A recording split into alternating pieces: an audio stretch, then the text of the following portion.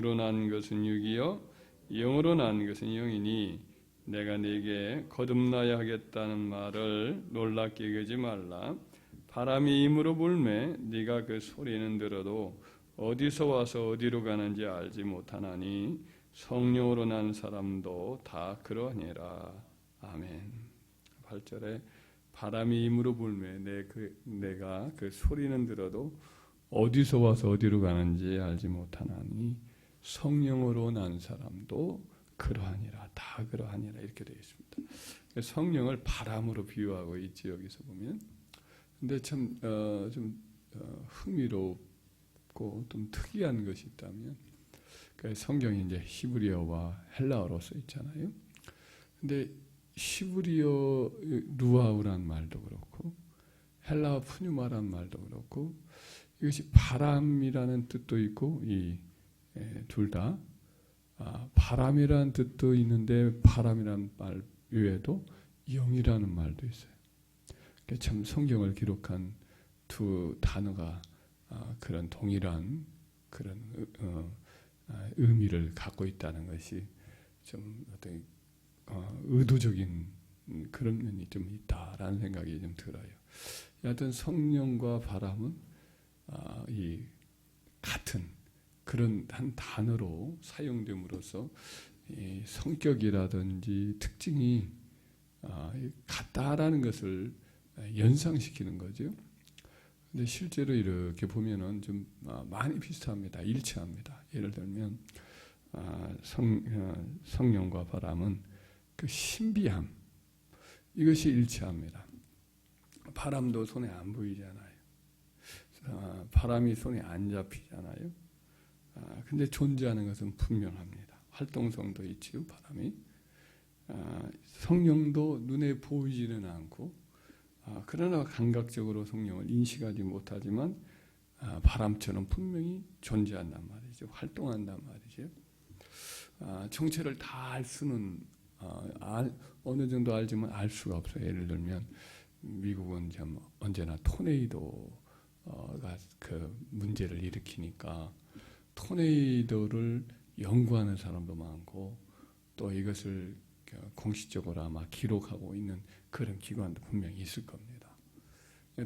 토네이도를 추적하는 사람도 있어요. 토네이도 트레이서라고 해서 토네이도를 하여튼 쫓아다니면서 그것을 포착을 하고 또 사진을 찍기도 하고 뭐 그런 것을 또 올리기도 하고 그런 토네이도 트레이서라는 장갑차 비슷한 걸 만들어 갖고 다니면서 바람에 안 날려가면서 하여튼 그것을 쫓아다니면서 찍는 그런 흥미로운 사람도 있습니다. 근데 이 사람들이 오랫동안 이제 토네이도를 추적해 오기 때문에 발생한 위치 같은 것도 다 이렇게 좌표에다 찍기도 하고 그것이 지나가는 그 경로도 추적해서 기록도 하고 이렇게는 하지만은 다 그러면 뭐 이렇게 옛날 것도 다 찍어 놓고 추적도 하고 그러니까 언제 어느 때 어떻게 발생하겠다 알 수 있겠다 생각하지만 그렇지는 못한 것 같아요. 미리 다 이렇게 예측을 하고 추적을 하고 그렇게 한다면 얼마나 그 피해를 확실히 줄이지 않겠어요? 이것만 확실히 안다고 한다면 미국에서는 엄청난 그 피해 규모를 줄일 수가 있고 인명을 지킬 수가 있기 때문에 대단한 공로를 세울 수 있겠지만은 아직도 그 토네이도를 어디서 어떻게 언제 어느 경로로 이렇게 가는 것인지를 알 수가 없어요. 성령도 마찬가지예요. 교회 부흥사를 연구하는 연구도 언제나 그 어떤 방향이랄까 성령의 부흥의 역사가 어떻게 일어나는가를 아직도 제대로 완전히 파악을 하지 못하는 거죠. 참 이 성령이란 하나님 아닙니까? 누가 하나님을 잡을 수가 있겠어요? 누가 하나님을 다 이해했다. 나는 하나님을 다 파악했다. 이럴 수 있는 사람은 아무도 없어요. 그러니까 나타나 주시고 보여주시고 그것만 우리가 좀 느낄 뿐이지 그 성령의 어떤 깊은 그분의 어떤 성품이나 특질이나 그분의 뜻이나 이것은 다 알 수가 없는 거죠. 그런 면에서 바람은 성령님과 신비함에 있어서 일치한다 이렇게 이야기할 수가 있죠. 또 바람은 성령님의 그 어떤 주권성과 일치를 해요. 바람은 가만히 이렇게 차 타고 가다가 어떤 다리 같은 데 보면은 바람을 이렇게 방향을 알 수 있도록 보재기 같은 것으로 이렇게 싸서 이렇게 놓으면 바람이 불어서 그것이 방향성을 보여주는 그런 것들도 있어요. 이렇게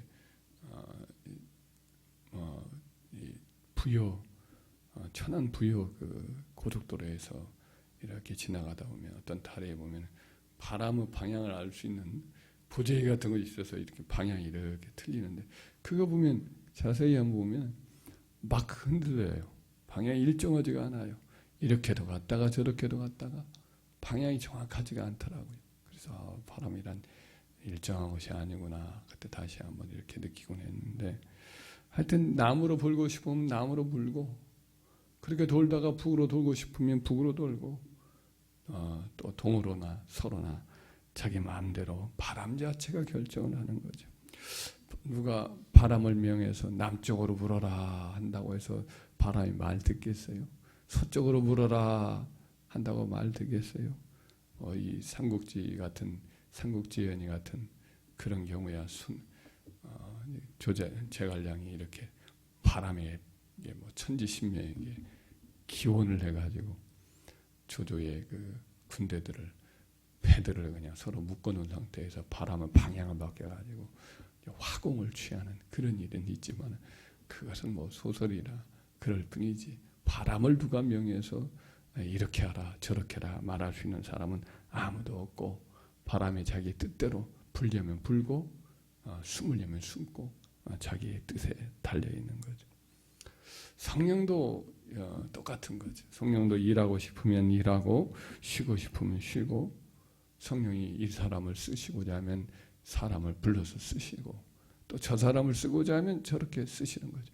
이 사람은 이렇게 쓰고 저 사람은 저렇게 쓴단 말이에요. 예를 들면 치유 은사 같은 경우도 어떤 사람은 다리를 전문으로 고치게 하고 어떤 사람은 또 암을 주로 상대로 해서 고치기도 하고 어떤 사람은 속병을 고친단 말이죠.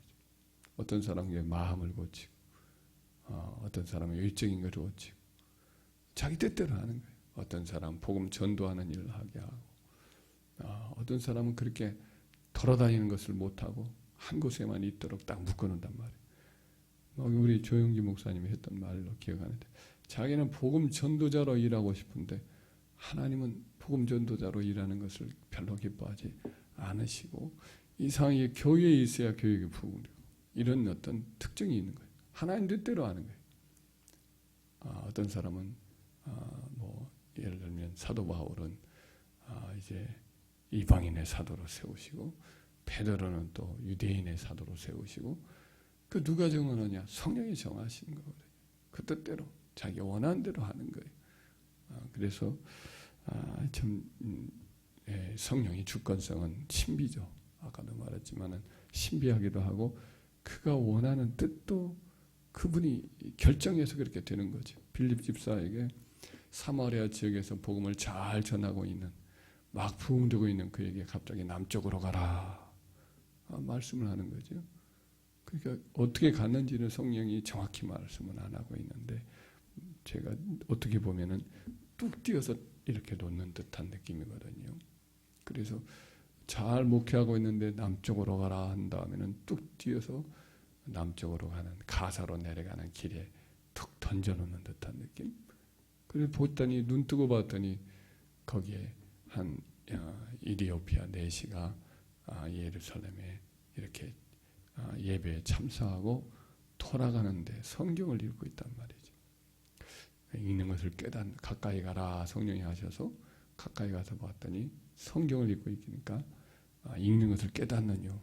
지도하는 사람이 없는데 어떻게 깨닫겠느뇨 하고는 그 가마에 같이 태워가지고 가면서 하나씩 이 질문을 던지는데 이 글을 쓴 사람이 이게 자기를 이사야서 선지자 자신을 말하느냐 아니면 또 다른 사람을 두고 하는 말이냐 물어요. 이사야서 53장은 고난받는 메시아에 대한 예언이니까 이것이 이사야 선지자 본인을 두고 하는 말이 아니고 바로 예수라는 사람을 두고 하는 말이다 하면서 예수에 대해서 설명을 하게 되어서 내가 뭐 세례를 피할 이유가 어디 있느냐 하면서 물을 보자마자 바로 세례받고 이제 가는데 세례를 받자마자 보니까 빌립 집사는 또 사라져버렸어요. 사라져버리고 그리고 이제 그런가 보다 저분은 하나님이 보낸 사람인가 보다 하고는 그 이디오피아 국고성을 맡았던 내시는 또 흔연히 기쁨으로 그냥 가더라 이런 기록이 나와요. 그리고는 빌립 집사는 아소도시라는 곳에 나타나서 복음 전하고 가이사랴까지 이르더라 이런 말씀이 사도행전에 기록되어 있죠. 그러니까 이 빌립 집사님도 잘 사마리아에서 복음을 증거하고 교회를 잘 세우고 있는데 성령이 그 뜻대로 주권적으로 남쪽으로 가라 해서 남쪽으로 가서 한 사람을 전도했는데 그 한 사람 때문에 이디오피아라는 곳이 복음이 기독교가 전해졌어요. 그러니까 따지고 보면 이집트, 수단 그 다음에 이디오피아거든요. 상당히 멀어요. 그리고 오는 내내 뭐 위험한 지역도 많고 그런데도 불구하고 복음이 이디오피아까지 전파되어서 2000년이 지난 오늘날도 이디오피아의 북쪽과 남쪽 같은 경우를 좀 이렇게 살펴보면 북쪽은 이슬람이 있고 남쪽은 기독교가 있어서 그 기독교의 이슬람의 남하를 2000년 동안 막아내는 그 중부 지역 정도가 땀쯤 지나가 보면은 그 지역 일대에는 이제 이슬람 기독교 박해의 국가들이 없어요. 별로. 그 아래쪽으로는 기독교 박해 국가가 별로 없고 거기까지 바로 옆에는 또 소말리아라든지 에트리리아라든지 수단이라든지 이집트라든지 박해의 지수가 거의 한 10위권 안에는 다 들어가 있다고. 그러니까 그 지역 일대의 복음의 저지선으로 기독교가 있으면서 이슬람을 막아내는 그런 역할을 하는 일이 2000년 전에 있었어요. 아프리카로서는 참 복된 일이죠. 이 일이 성령의 주권적인 역사로 이루어진 것이죠. 참 신비하다. 한 사건이 이렇게 한 대륙의 운명을 결정하는구나. 이런 생각을 지금 2000년이 지난 이때도 하게 되는 거지. 성령의 주권적인 한 역사가 이렇게 기록된 것이 역사 이해를 어떤 세계 역사를 좌우하는 하나의 그 계기가 되었다라는 생각을 하게 됩니다. 또 그 바람과 성령은 생명성이 있어야 일치가 돼요. 바람을 가만히 보면 식물을 기를 때 바람이 부는 데는 어때요? 이 병충해도 별로 없습니다. 어렸을 때 이렇게 보면 바람이 들이치고 여름에 바람이 살살 불면 병충해가 표면류가 별로 없고 여러 가지 병들이 붉은 병이 들어가지고 이제 벼들이 푹썩 주저앉고 그런 것이 있는데 바람이 잘 들어치면 괜찮아요. 근데 바람이 골이 없고 너무 꽉 이렇게 정체되어 있거나 하면은 표면류도 많이 생기고 또 병충해 이런 것들이 병이 많이 걸리는 것을 기억이 납니다. 바다도 마찬가지예요. 바다도 바람이 불고 파도가 치고 해류가 움직이고 그러면 바다에도 먹을 것도 많고 바다가 어려움이 없는데 바람이 안 불면 바다가 썩고 바다가 정체가 되고 그러면은 여러 가지 잘못되어 있는 여러 같은 프랑크톤 이런 것들이 지나치게 많아지고 그렇게 되면 이것이 썩고 결국은 좋지가 않은 것을 많이 보게 되지요. 바람은 이렇게 불어주어야 그것이 모든 것을 살려내요. 나무들도 바람이 부는 곳에 있어야 생기가 있고 뿌리가 깊어지고 그래서 더 견고하게 되고 그러는 것인데 바람에 아물면 그와 같이 뿌리가 깊어지지 못하고 생명 활동이 약해지거든요. 성령도 마찬가지예요. 성령도 성령을 통해서 한번 흔들어 놓는 거죠. 사람을 영혼과 삶을 이렇게 성령을 통해서 바람이 불어와야 그 사람의 내면이 살아나고 힘이 있고 건전해지고 병을 이기고 세상을 이기는 힘을 얻게 되는 거죠.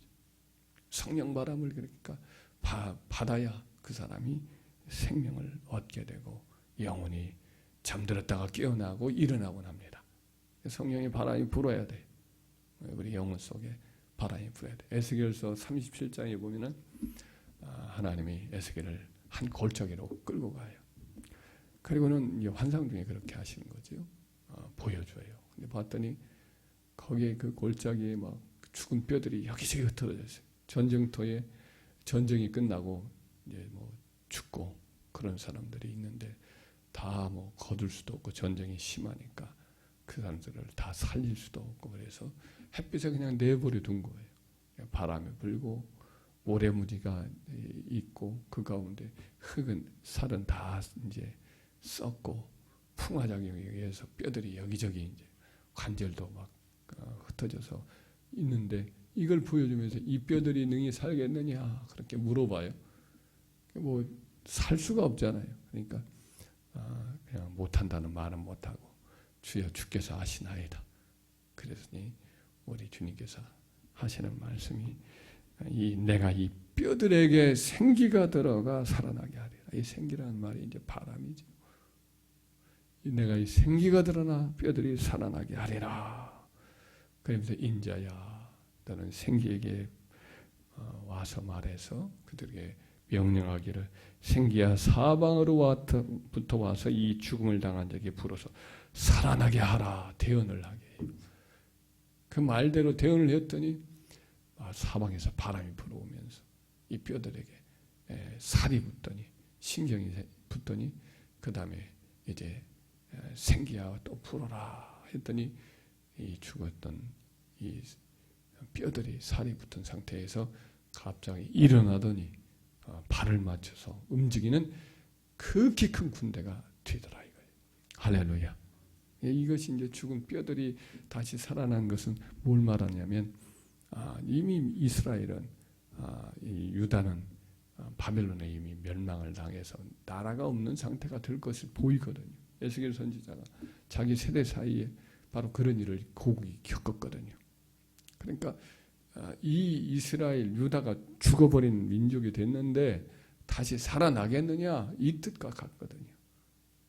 도저히 살아날 것 같지 않은데 어때요? 하나님 그 민족을 다시 살려내겠다라는 말씀을 했는데 그 말씀 그대로 다시 고국으로 돌아오게 되고 그 민족은 한 400년 정도 지나니까 예수님 당시에 그 하나님 앞에 성전에 드렸던 소와 양과 염소의 제물의 숫자를 계산해 봤더니 요세푸스라는 역사가 계산을 해보니까 약 한 200만 내지 300만 이 정도의 순례자들이 와서 예배를 드렸다 이거예요.